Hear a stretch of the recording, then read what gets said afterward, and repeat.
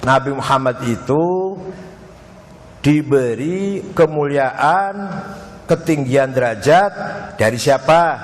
Sedikit dari kemuliaannya Allah. Ya kalau ada orang kaya, ada orang pinter, ada orang mulia, itu baru setetes terlalu besar.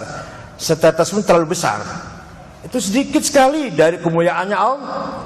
Kalau kemuliaannya Tuhan Allah, la awwala wala akhir, la bidayata wala nihayah. Allah mulia apa enggak? Besar apa enggak? Agung apa tidak? Keagungannya, kemuliaannya, kebesaran Allah tidak ada permulaannya dan tidak ada ujungnya. Paham? Coba kalau jadi pejabat, mulai kapan jadi presiden, mulai kapan jadi menteri, mulai kapan jadi gubernur, ada tahunnya ada ya? Oh, mulai tahun 2015. Sampai kapan nanti berakhir? Katakanlah seumur hidup dia jadi presiden, misalkan jadi raja, ya ada akhirnya juga, yaitu mati. Walaupun mulia kayak apa, pinter seperti apa, pasti ada akhirnya dan ada permulaannya. Mulai kapan dia pinter itu? Mulai kapan dia kaya? Ada awalnya, ada ya? Kalau Allah ada permulaannya enggak? Mulai kapan Allah itu besar, agung, mulia? Ada enggak? Bisa dijawab itu? Enggak bisa dijawab. Salah, yang tanya sendiri tanya. Yang tanya seperti itu salah, pertanyaannya salah. Mulai kapan Allah itu berkuasa? Pertanyaan itu patutnya untuk menanyakan makhluk. Oh, dia itu jadi gubernur, mulai kapan? Oh, dia itu sekarang pinter, sekarang kaya, mulai kapan? Itu pantas kalau makhluk. Kalau Allah pantas gak ditanyain begitu?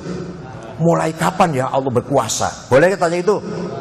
Jadi gak usah sampai kapan Allah itu berkuasa? Boleh jawab gak? Nah, paham belum paham? Zatnya Allah la awal wala akhir, la bidayah wala nihayah.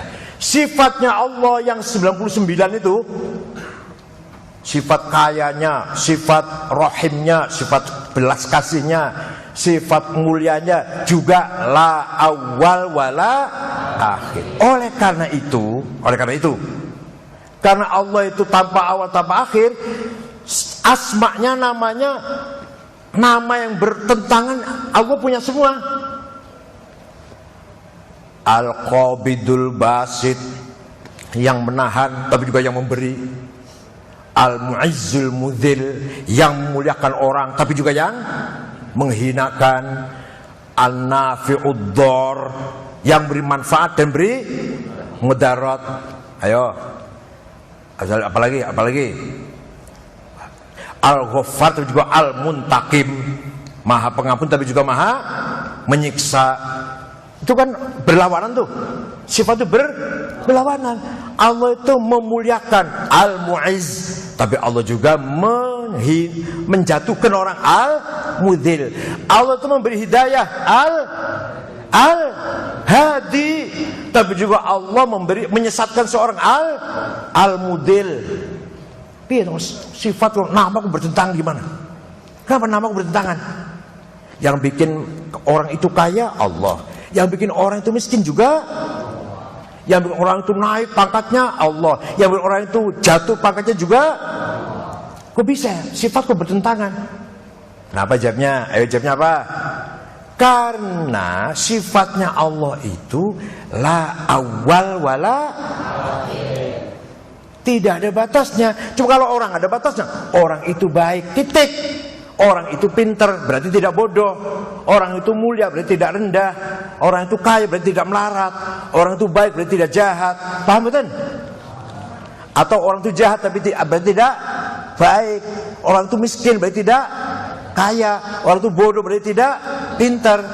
Kita terbatas. Maka sifat kita juga kaya atau miskin, satu saja. Nggak bisa si Ahmad itu ya kaya ya miskin, bisa nggak? Itu Ahmad itu ya kaya ya miskin, bisa nggak? Oh, Ahmad itu ya dermawan ya pelit, bisa nggak gitu? Nggak. Jadi Allah ya Allah itu ya dermawan ya pelit. Al-Qabid juga Al-Basit. Al-Basit dermawan, Al-Qabid yang menahan.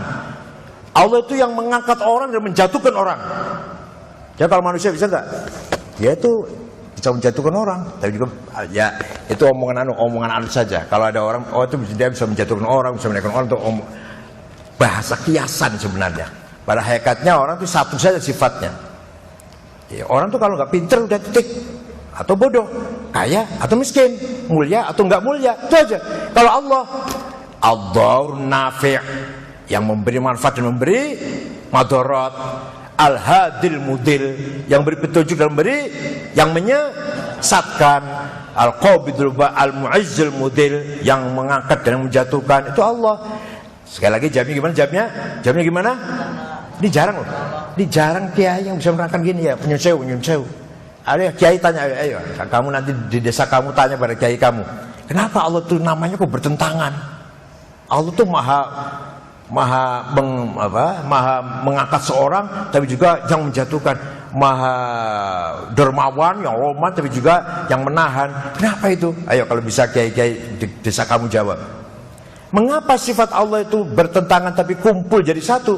Karena sifat Allah itu la bidayata wala nihayah, la awwala wala akhir. Tuh sifat itu aja sudah. Sifat itu aja sudah bertentangan tuh. Allah ya awal ya akhir, Allah ya zahir ya batin. Allah itu yang memajukan seseorang dan menariknya, al-muqaddimul muakhir, al-awwalul zahir, al-awwal akhir, al-zahirul batin. Ya Allah, namaku bertentangan jadi satu. Ya karena Allah itu tidak terbatas. Maka sifatnya ada semua di sana. Kalau kita terbatas, kalau kita oh itu baik, titik, oh itu kaya, oh itu pinter. Paham?